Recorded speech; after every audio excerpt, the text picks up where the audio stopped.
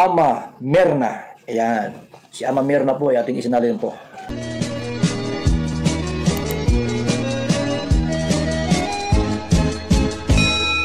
Hello, good morning! Ito naman po tayo magbibigay ng konting opinion, konting kuro-kuro, konting reaction dito sa bagay na akin napanood mga kalingap. Nakalagay po dito sa aking thumbnail, Kuya Val, kakaiba nga ba sa personal? Ayan, yan ang aking tatalakayin ngayon. Ano kaya ito? Kakaibang ano ito? Pero bago ko umpisahan, pasalamatan ko muna si Kalingap Jonah dahil sa kanya ko po kinuha ang video clips na aking gagamitin sa ngayon. Pakidalaw po ang channel ni Kalingap Jonah at pakisuportahan po natin siya. Dahil kung papanoorin po ninyo yung kanyang mga videos, may mga charity works din po siya na ginagawa, nakaka-inspired po mga Kalingap. Kaya panoorin po ninyo, Kalingap Jonah. Salamat! Alam po ninyo na itong si Kuya Val, talagang open yung kanyang lighthouse, open yung kanyang bahay. Sa lahat ng mga gustong pumunta doon ay open na open yan sa kanya. Kung noong mga nakaraan nga ay pinagbawalan na may tumira doon, syempre dahil sa mga issues na rin, pero itong mga huli po, open na po yan na magkaroon po ng mga bisita. At itong nakaraan nga ay may bisita po si Kuya Val dahil naimbitahan po sila ni Kalingap Jonah. Yan, mga kasama ni Kalingap Jonah ito doon sa Ilocos. Biruin ninyo, ang layo-layo pero talagang gustong-gusto nilang makita talaga yung daet. Gustong-gusto talaga nilang makita yung lighthouse. At lalong-lalo na, gustong-gusto nilang makasama si Kuya Val. At ang iba pa ang mga Kalingap charity workers. Ayan, yung mga bisita ni Kalingap Jonah o yung mga friends ni Kalingap Jonah, bumisita doon sa bahay ni Kuya Val, may mga nasabi po. Nako, ang dami-dami nilang nasabi. Kakaiba raw yung ugali ni Kuya Val sa personal kaysa yung nakikita mo lang siya o napapanood mo siya doon sa YouTube. Ano kaya sinabi ng mga bisita ito? Panoorin nga po natin. Sarap.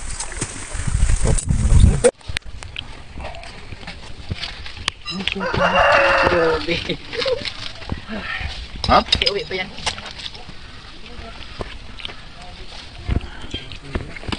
Jonah. Anong masasabi nyo dito nung nakarating kayo kay Kuya Val? Si RG Angeles. Naka-aircon pa kami. Libre almusal, tanghalian, hapunan. May merienda. Palaging busog, may no? experience pa. Lahat Nakasakay sa Fortuner. Na-training pa kami kung paano maging charity vlogger. Oh, libre lang yun. Ikaw, Bintag, anong masasabi mo dito kay Kuya Val? Ako, nakipasalamat po at nakasama po namin sa personal si Kuya Val. Sa kanya pong mismo bahay. At dito po sa kanyang farm. Wala pong tanong-tanong. Pasok! Bawal nga magtanong. Dahil po yan kay Kalingap Jonah, mga kababayan. Ikaw naman, Salomo. Ako nagpapasalamat ako una kay ate kasi nakilala namin siya sa Ilocos Norte.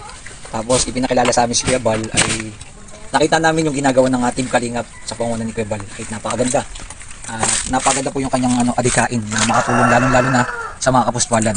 Maraming mga bagay na hindi na ipinapakita ng camera na tumutulong siya. Yun yung isa sa pinaka-kakaiba kay Kuya Val. Sa umaga, marami na nakapila marami na nakapila. Nag-aantay. Isa sa kami, talaga napakaswerte namin na nakarating kami dito sa Camarines Norte. Thank you Kuya Val. Sa mga kapalagi ng Diyos, sa iyong mga adikain at marami ka pang matulungan pang ng ating mga kababayan. Luzon, Visayas at Mindanao. Ayan, naku, tuwang-tuwa talaga yung mga bisita, Hindi nila akalain na makakasama nila ng personal si Kuya Val. At hindi nila akalain na makakapunta sila sa diet at mismo doon sa bahay pa ni Kuya Val natulog doon sa lighthouse, o di ba? At hindi lang yan bisita na dumalaw lang sandali, kundi bisita na doon tumira ng mga ilang araw. Saan ka pa? Bisita kang inasikaso ng husto dahil may aircon, libre pagkain, umaga, tanghalian, hapunan, maging yung mga merienda talagang libre. At hindi lang yon, nailibot pa sila o naipasyal sila doon sa diet. At nakaralas din sila na makapunta doon sa farm ni Kuya Val. Tuwan-tuwa nga itong mga bisitang ito kasi hindi nila akalain na sa buhay nila ay makakasama nila si Kuya Val. Dahil hindi nila akalain na sa tanang buhay nila ay makikita at makakasama nila sa personal si Kuya Val. At ang isang importante na sinabi ng bisita ay yung naturuan sila kung paano maging charity vlogger. O, di ba? Isang kagalakan yan o isang katuwaan yan na ikaw ay tinuruan ni Kuya Val kung paano maging charity vlogger. Dahil sa experience na ginagawa nila, experience na pagsama nila doon sa mga Kalingap team. At yung isa nga nagsabi na iba pala talaga ito si Kuya Val. Ibang-iba talaga siya. Kasi kung ikukumpara mo siya sa ibang mga charity vloggers, ay hindi ganyan ang mga gagawin sa'yo. Hindi ka makakapasyal o hindi ka makakasama sa kanila ng mga ilang araw, di ba? Kung ibang mga charity vloggers yan.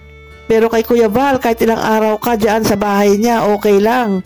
Ikaw na lang ang susuko na kailangan mo nang uwi kasi meron kang uuwian pa talaga. Kailangan mo nang umuwi. Pero kung gusto mo ng ilang araw doon, ay okay lang yan. Kasi open na open naman yung lighthouse para sa lahat ng mga bisita, para sa lahat na gustong maging kalingap. Kaya nga pasalamat sila kay Kalingap Chona dahil kung hindi kay Kalingap Chona ay hindi sila makakapunta doon sa daet. Tama po yan na yung mga taga Ilocos ay nadagdagan na naman o mayroon na namang mga na-train kung paano maging charity vloggers para sa ganun. Pag silang lahat ay nandoon na sa Ilocos, may kasama na si Kalingap Chona na mag-scout doon sa Ilocos o magbigay ng ayuda, magbigay ng tulong doon sa mga kababayan natin na medyo may kakapusan din sa buhay. Mas maraming matrain, mas maganda. Yan nga ang gusto ni Kuya Val, di ba? Maraming masanay, maraming pupunta sa diet para magpasanay, at sila'y matuto kung paano ang gagawin bilang isang charity vlogger. Para may spread po itong gawain na ito, hindi lang doon sa Bicol, kundi sa iba't ibang probinsya dito sa Pilipinas. Mga ilan na rin yung mga landing pads, di ba? Kung madadagdagan pa yan, mas maganda. Kaya gusto ni Kuya Val na marami pang mga tao o marami pang mga gustong maging kalingap ang matrain para sa ganon, ma-assign sila sa iba't ibang mga lugar, ma-assign sila doon sa kanilang mga probinsya para ang pagpapalaganap ay mapabilis. Ayan. Kaya ano pang inaantay natin? Tayo na mga hindi pa nasanay. May pagkakataon pa, may panahon pa para tayo pumunta rin sa daet. Para sa ganon, magpasanay din tayo kay Kuya Val kung paano maging charity vlogger. Ayan. Okay, hanggang dito na lamang po. Salamat muli sa inyong panonood. Hanggang sa muli. Bye-bye.